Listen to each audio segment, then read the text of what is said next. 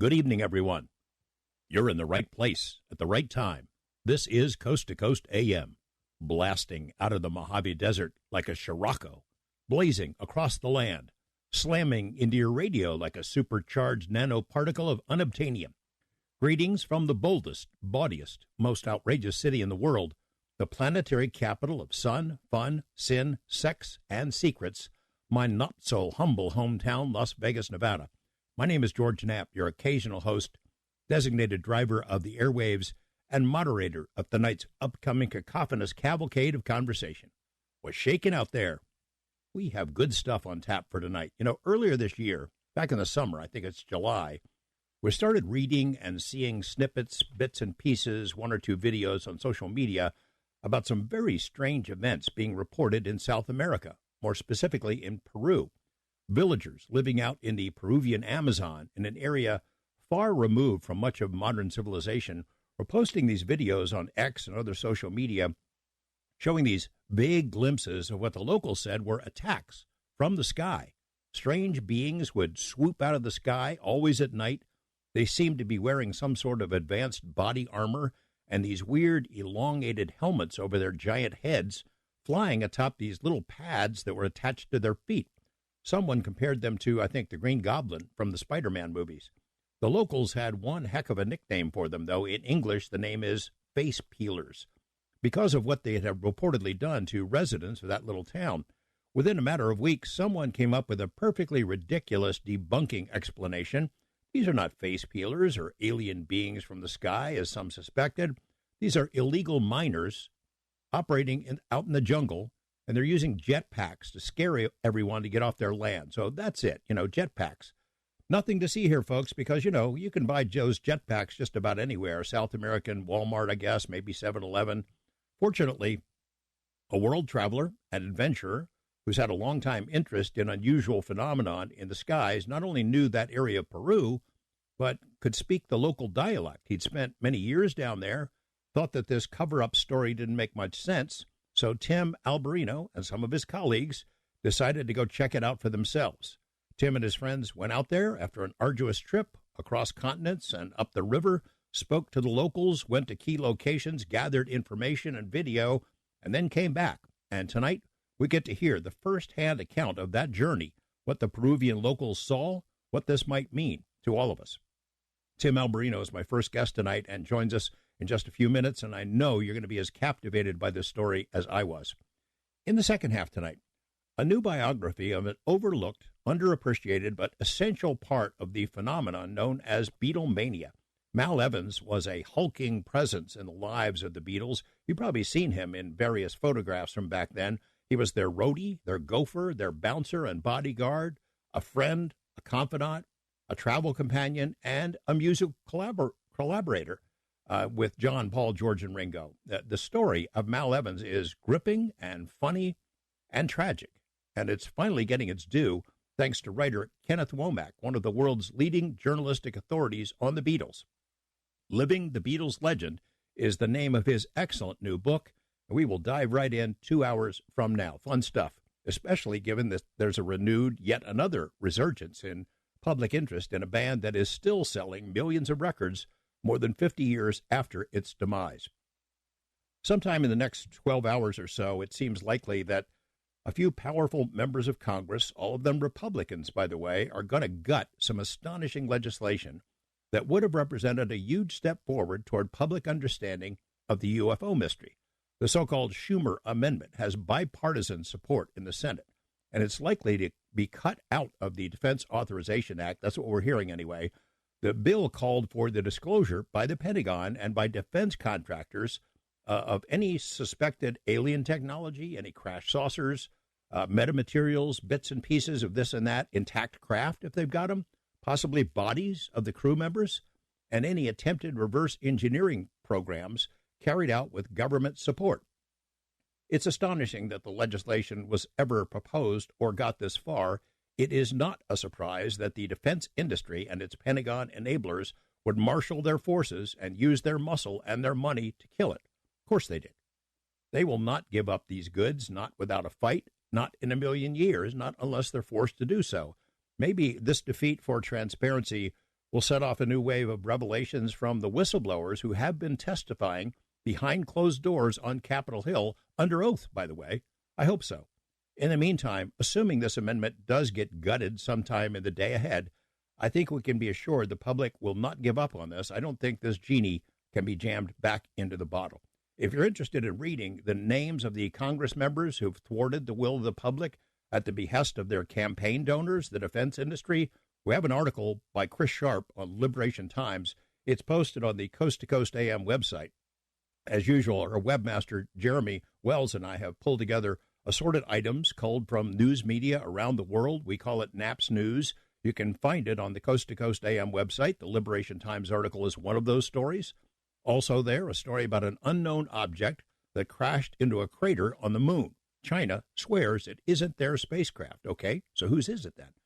We're still in November, of course, but Time magazine has published what it calls the top 100 photos of 2023. The full article and all those photos are included on our site on this link, including one photo I know that will be of interest to our listeners. You'll know it when you see it. Remember the show we did months ago about how the public and animal lovers had pressured Congress into revamping the FDA's barbaric and worthless requirements that animals be subjected to incredibly cruel experiments in the testing procedures for no benefit at all. The public spoke, Congress listened, they passed this law, but the FDA is so far thumbing its nose at Congress and at us a full year after this law was passed. So what's the deal, FDA? Get off your butts and follow the law. The story is there on NAPS News, along with a couple of others, including a Beatles tale that you might be of interest in leading up to our second half guest tonight. While you're there on the website, check out how to become a Coast Insider. The cost is 15 cents a day if you subscribe for a year. It gives you access to a huge archive of programs and interviews, including the Art Bell Vault. Those are some classics. You can listen anytime you want, as often as you want. It's a good deal. So, too, is a subscription to George Norrie's Beyond Belief. That's the TV show hosted by George, in which he interviews fascinating guests, similar to what he does so well here on the radio. And with that, let's assume the position. Bring in the dog and the cat and the family llama, put on a pot of joe, slide your bod into those warm flannel jammies and your toes into your best bunny slippers, plop yourself down in a comfy spot, turn down the lights, and turn up the radio, because in a moment, we're about ready to rumble. We got Searching for the Face of Face Peelers with Tim Alberino. I'm George Knapp, and this is Coast to Coast AM. Welcome back. Timothy Alberino is an explorer, world traveler, investigator of mysteries, lost cities, lost civilizations, hidden treasures, legendary creatures, occult conspiracies, and the occasional UFO tale. He's also a published author. I got to meet him a few years ago when I was invited to speak at this world-class conference in Branson, Missouri, and was pretty impressed with him right off the bat. He not only talks the talk, but walks the walk, literally, over mountains, through jungles, across rivers, as demonstrated by one of his most recent adventures into a remote part of the Peruvian Amazon in search of, quote, the face peelers. Tim, welcome back to Coast. George, very nice to talk with you tonight. Can you tell us where you are and what you're up to tonight? I got a feeling it's something exotic. Not too exotic. I'm currently in Bozeman, Montana. That's where I live. Oh. I did just get back from Guatemala, and that was a bit exotic. Well, can you say what you're up to I just wanted to give our audience a flavor of the kind of adventures you go off on all the time. Well, I was in Guatemala. I was investigating researching the Maya civilization, the mysterious Maya civilization, and visiting some of those sites in Guatemala that were some of the most important locations. Yeah, you're the real deal. I mean, you boots on the ground, you get out there and find this stuff. I mean, I saw your initial posts about the Peruvian mystery a while back, and then I rewatched the video that you produced from your trip. It's just amazing stuff. Can you give us a sense of the end of July, we start seeing these videos and things popping up on social media. What grabs your attention about that story? And can you share with us why you're familiar with that area and those people? Well, that story, as you know, exploded on social media sometime around mid to end July. And it was so bizarre, and what made it go viral on social media are the videos that were captured in the villages. Now, it's important to understand that the initial video came out of a village called San Antonio de Pintuyacu, which is not far from Iquitos in the state of Loreto, in the Amazon region of Peru. And a young man named Christian from the village, the school teacher in the village, captured a very chaotic scene at nighttime in which the villagers were running around in the jungle with their flashlights, discharging their firearms into the forest at unidentified, unseen assailants. And they were obviously very alarmed by whatever it was that they were confronting.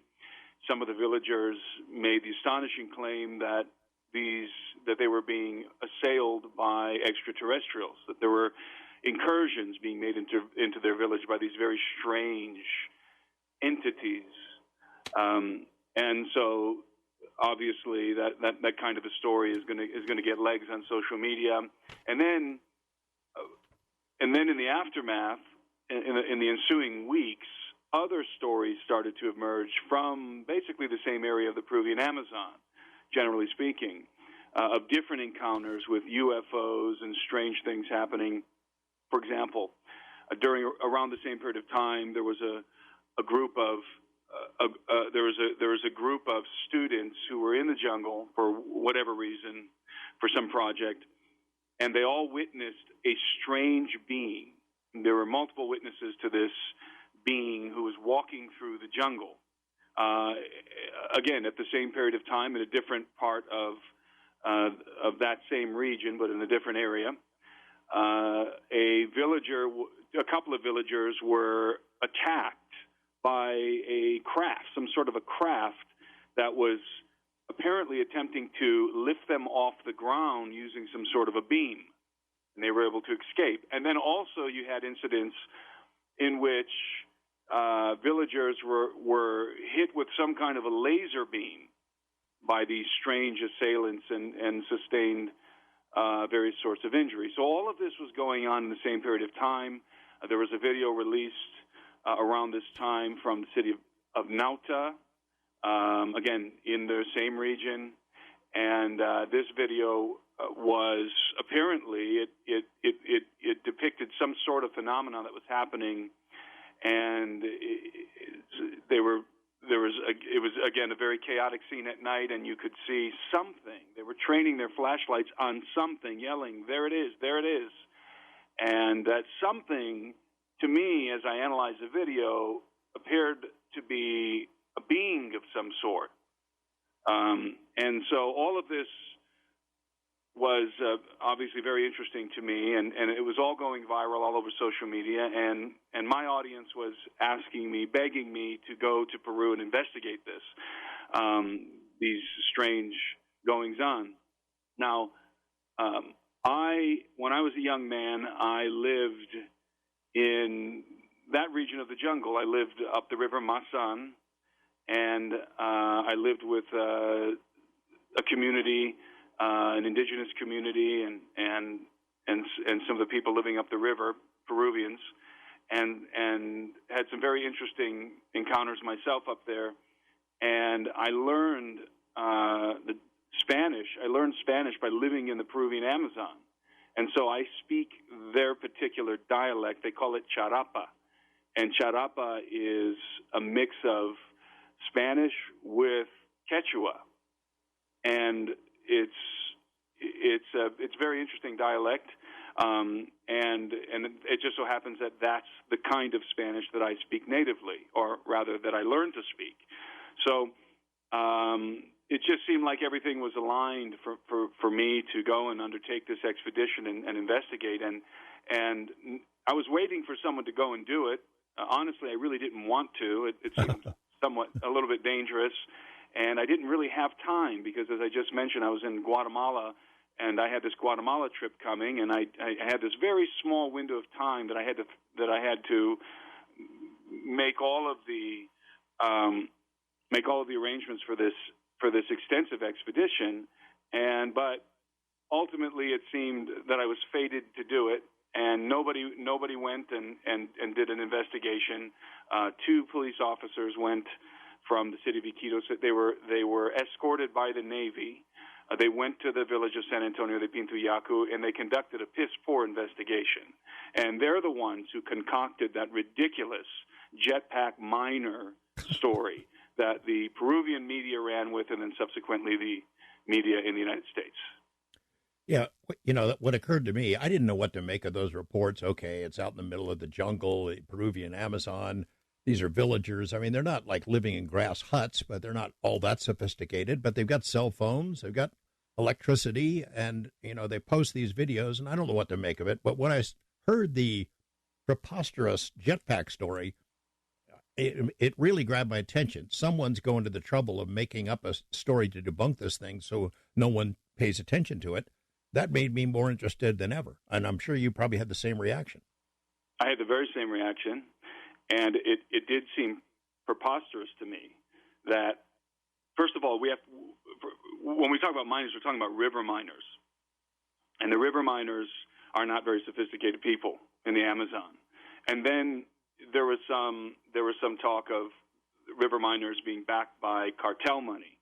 Okay? Even if the river miners are backed with cartel money, the idea, the notion that they're zipping around the Amazon jungle with jetpacks and maneuvering through the trees at nighttime with jetpacks is just absolutely ridiculous. And I knew that story was not true. There may have been some truth in my mind. I thought perhaps there's some sort of mundane explanation here, but it's not miners with state-of-the-art jetpacks. That is not the answer. So yes, that definitely was part of the equation in terms of a driving force for me to go and investigate it. It added to the mystery. So deciding to take this trip, I mean, it seems to be calling out to you the fact that you live down there, that you speak this particular dialect, that you know the area, that you can communicate one-on-one with the witnesses. It seems like the universe chose you for this job. But as you said, it's a dangerous undertaking. You can't just go by yourself. We all know about cartel operations and other things that go on out there in Peru and in the Amazon. It is dangerous, I would think, for gringos to show up with cameras, start asking questions, and you're bringing guns and equipment. Somebody could get the wrong idea. There's no question about it. In fact, the cartels in Mexico, in order to instill terror in their rivals, they actually do cut faces off and wear the faces of their rivals, of their victims. And so I was well aware before I went that this very well could be some sort of sophisticated cartel operation. And that was the worst case scenario because I did not want to have a run-in with the cartel, and it probably wouldn't have been the Peruvian cartel. It would have been the Colombian cartel or something like that operating in that part of Peru. You're not that far away from the border of Ecuador and Colombia there. And they do run drugs up there. Absolutely. They're running drugs up there. So that was my greatest concern, that and malaria, frankly. I've had malaria 5 times. I've contracted it every time from this region of the jungle. This is a red zone for malaria. And then I've also had yellow fever once, but I didn't really want to get malaria either. But, so this is why I was a bit reluctant to go. And then again, also the constraint on my time. Yeah, but also it's expensive. I mean, to travel down there, to get to a remote region like that, you can't go by yourself. And as we're going to learn, I mean, you wanted to bring something along as a goodwill gesture to these villagers who were undergoing some difficulties that we can delve into, but it's expensive. So you got some help from somebody, a church, I believe. I did, yes, I did. The expedition was not cheap because the only way to do it, to bring all of the supplies that we wanted to bring, we had to get a big boat, and so I reached out to some friends of mine from a church, Conduit Church, Pastor Darren Tyler, my friend Jamie Brandenburg, and just a wonderful group of men from that church were more than willing, eager, in fact, to help me undertake this expedition. They wanted to help fund it. And so once I was able to secure some funding, and I co-funded it, and once I was able to secure some funding that allowed me to make the investment, I really didn't have any excuse at that point. So I was able, by the way, to contact the village. I made contact with Christian, the same young man who filmed the incidents in the village, I'll tell you what, hold on, Tim. We're going to have to take a break. When we come back, I want you to tell the story about what this guy, Christian, told you that sort of cemented the deal and made you realize you needed to go down there. We're talking to Tim Alberino about the face peelers. Credence takes us into the break, Run Through the Jungle. So, Tim Alberino, you're gathering information as much as you can before you head off on this journey into the Peruvian Amazon. You connect with a guy named Christian who lives in this village where this action has been happening. What did he tell you? Yeah, I want to give credit to ufologist Ronnie Burnett he's a Brazilian ufologist who connected me with Christian. That's how I was able to get in contact with the village. And when I talked to Christian, I found out a couple of things. First of all, I found out that the villagers were still very anxious. They were in a state of heightened vigilance, and that they had not been going out to their farms. So all of these villages in the Amazon, they have little farms. They call them chakras, which are located, within a mile around the village, and probably a quarter mile around the village. And this is where they get their food. This is where they grow and gather their food, their sustenance. And because of what had been occurring in the village, they stopped going out to their chakras for fear of being assailed by these beings, these people. And also they were not going and doing the other things that they normally do for money. They go in and they cut wood down and float it down the river and sell it in the marketplace in Iquitos and so forth. And when he told me that, I realized that it would be good to, in addition to doing the research in the village, it would be I thought necessary to supply the village as well with food and medicine, and then also with some strategic technology that would help them to capture the phenomenon should it happen again, and also help them defend themselves. Because I learned that the men of the village were every single night they were staying up to 2-3 in the morning, walking the perimeter of the village with their shotguns and flashlights. And so that sort of changed the expedition a little bit for me. It gave me another. It changed the mission set, so that I wasn't just going to investigate. It was also kind of a humanitarian thing at this point, and I was going to go up there and also supply the village, to provision the village. So, you get on the phone with Christian, and he fills you in on sort of the village is on lockdown. They're on alert. This is not a joke to them. It's not a hoax that somebody made up. Everybody has seen this stuff. Everybody who lives there is aware of it, right? Yes, definitely. So, all right, how do you get there? Where do you have to fly to? Does Iquitos have an airport, or you got to fly somewhere else and then drive to Iquitos and then get a boat? Well, you can, in some circumstances, you can fly directly to Iquitos. Normally, you're going to have to pass through Lima, capital city of Peru, and then fly from there to Iquitos. Iquitos is located in the northeastern part of the country, in the Amazon basin. In fact, the Amazon River begins there at Iquitos.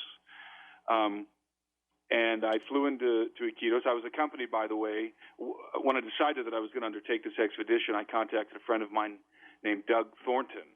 And Doug was an infantry Marine and fought in Iraq. And also he's an ex-DHS quick response team operator, and a very capable guy. And I discussed my plans with him, and he wanted to come. And I was very glad to be accompanied by Doug because of the aforementioned risk and danger. Yeah, he looks like he knows his business. He certainly does. And so Doug and I, when I got to Iquitos, I was able to charter a river boat, previous actually to landing in Iquitos. I chartered a river boat, and large enough to accommodate me and my crew. I was also met in Iquitos by the Apu of the village. The Apu is the chief of the village, the highest authority in the village. His name is Jairo Reategui, and a couple other villagers, including Christian, accompanied me up the river on the riverboat from Iquitos to the village of San Antonio de Pintuyacu. I should also say that I had an official invitation to go. Once I contacted the village, I recorded a message with my intentions and what I intended to do in the village, and Christian relayed that message to the chief and the other members of their governing body there in the village, and they all decided not only were they going to approve my visit, they were welcoming me with open arms and sent me a letter of welcoming and then also met me in Iquitos to accompany up the river. So by the time I got to Iquitos, I was being eagerly invited to their village to conduct this investigation, remembering that no one had up until this point gone and done such an investigation, except for a couple of police officers who, again, concocted that ridiculous story. And so why did the cops show up? Because of the story of an alleged abduction attempt? No, that's a good question. The villagers were demanding, they were pleading with the government in Iquitos to send the Navy to protect them at nighttime, because as you mentioned earlier, these incursions only happen at night. And the only reason that the police showed up was because there was an attempted abduction on a 15-year-old girl named Talia. These two assailants attempted to abduct her. It was witnessed. It was witnessed by her neighbors. Multiple villagers witnessed this event, and they were unable to do so. And we can get into that in a little bit, the details of that story. And she was left with two lacerations on her neck from the confrontation, and she was in a state of chemically induced disorientation for some time. Her face was swollen for 8 days. And so the police had to come and conduct an investigation because of the attempted abduction and assault on her. But the Navy never showed up.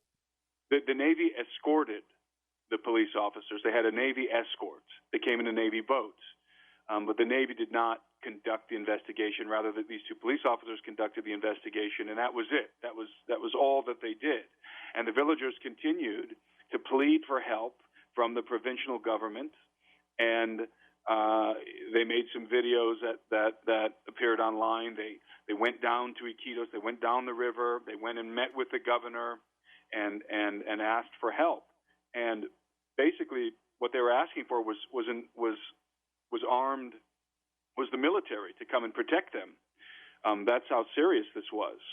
And so, to make a long story short, it took 2 days to get up the river. We went up the river Nanay, and then we transitioned up the Pintuyacu, the river Pintuyacu, and it was a 2-day journey deep up into the Amazon, and eventually reached the village of San Antonio de Pintuyacu. And when we got there, this heightened vigilance became manifest, because as soon as we approached the village, we were met on the shore by a small army of guys with shotguns. Yeah, and saw the video. These guys were locked and loaded when we got there. They weren't there to ward us off or to prevent us from coming. Quite the opposite. They were there to welcome us into the village. But this is how they all walk around. They've all been walking around night and day with their shotguns. So as soon as I pulled up to the village, I understood, that this is for real. These people are taking this very seriously. So you met with the chief, then you get you presented them with rice and beans and other supplies, and you're welcomed in there. You have the freedom to walk around and talk to everybody. Give me the broad strokes of the story that emerges that you learn from them. How long this has been going on, how often it's happened, and what exactly they were seeing at night. So when we went to San Antonio de Pintuyacu, I went with an open mind. I knew that the jetpack miner story was preposterous, but I was open to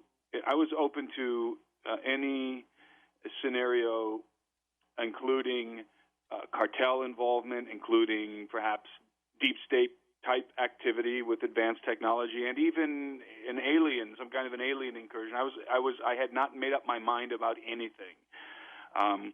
And so when I began to after the warm reception we received, in the village, I began to conduct these interviews with the individuals who encountered these assailants. And I'm just going to call them assailants because to this day I'm not sure exactly who they are.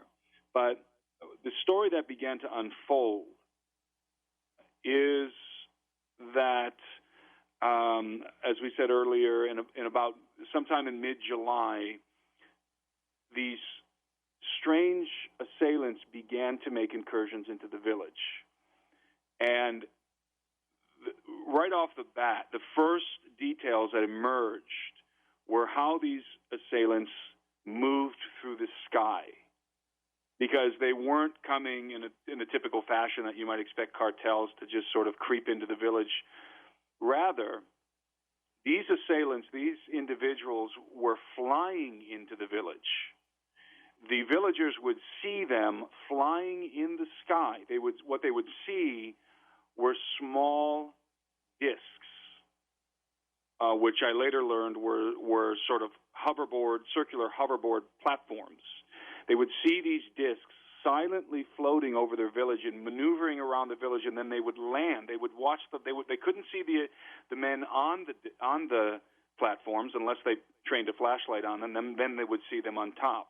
But the platforms had lights, multicolored lights. They also had floodlights, and they would land in the openings in the jungle around the village.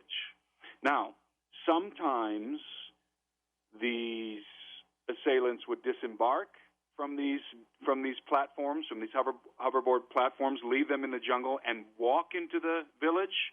Sometimes they would float into the village, and I heard several testimonies of guys who swore to me that they discharged their firearms at tall beings dressed from head to foot in black armored bodysuits with large helmets, as you described earlier, sort of oblong helmets with almond-shaped, yellow-tinted eye lenses. And they would one gentleman in particular was very adamant with me when he was telling me this, that he had his flashlight trained on one of these guys, and this individual, this guy, was floating off the ground. He wasn't on one of these hoverboard platforms. Rather, he had disembarked and had floated into the village because apparently on their footwear they have these small discs. So I don't want to confuse people with the platforms and the discs, that the apparatuses connected to their footwear. Those are two separate things. I think that they maybe snap into the platforms and they can fly away at high rates of speed. But when they disembark from the platforms, they're still apparently able to float. They say about a meter off the ground. And this particular individual who I interviewed said that he discharged his 16-gauge shotgun point blank at one of these guys, and it knocked him back on his butt. But then he quickly popped back up into the air. He hopped up into the air and began floating again on these discs on the bottom of his shoes. I heard that from a couple of guys in the village, that apart from the circular platforms, that the assailants can float around just by means of whatever technological apparatus that they have attached to their footwear. You interviewed one lady who said that she saw him jump over her house. Yes, she was telling me how they're able to leap into the air with these, just with their footwear, jump over the house and then hover a meter off the ground. Now, when they presumably snap into these circular hoverboards, then they can move at high rates of speed. They can fly up into the air. They can do all kinds of things. They're very dexterous on the hoverboard. So we're talking about, I'm hearing stories out there of everybody, by the way, everybody saw this circular. I'm calling them hoverboards, but these are way more advanced based on their capabilities than any of the hoverboard technology we have in the commercial sector. These are not the hoverboards that you see on YouTube. Those things fly for 10 minutes. They're exceedingly noisy. And they can move at pretty high rates of speed, but they cannot maneuver the way that all of the witnesses told me that these guys can maneuver when they're snapped into these boards. They can maneuver between the trees. They can shoot up into the sky, and everybody told me they're silent. They can hover above in the air, and they're silent until they accelerate. Then there's some sort of almost like a compressed air sound is what it was described to me as. And so right away, as these testimonies started, as these stories started to come out, Doug and I, our first reaction was, my God, we are dealing with the cartel members, and some sort of advanced technology possibly being employed by cartels or something, and that was frightening to us. By the way, I took some security with me. I took two active duty Peruvian Navy operators with me. Those were my guys. They were my security, and I took them with me to the village. They were armed, and after the first hour of conducting these investigations, we had to go back to the boat and sit down and come up with a security plan, just in case we're dealing with cartels. Yeah. What do we do if we're confronted with cartels and so forth? But then we went back into the village after lunch and continued to conduct these investigations, and it became obvious to us at that point that we're not dealing with cartels. We're not dealing with cartels, and we're not dealing with any sort of a conventional agent here. We are dealing with something very mysterious. All right, Tim Alberino, we're going to have to take another break. When we come back, you can explain why you came to that conclusion.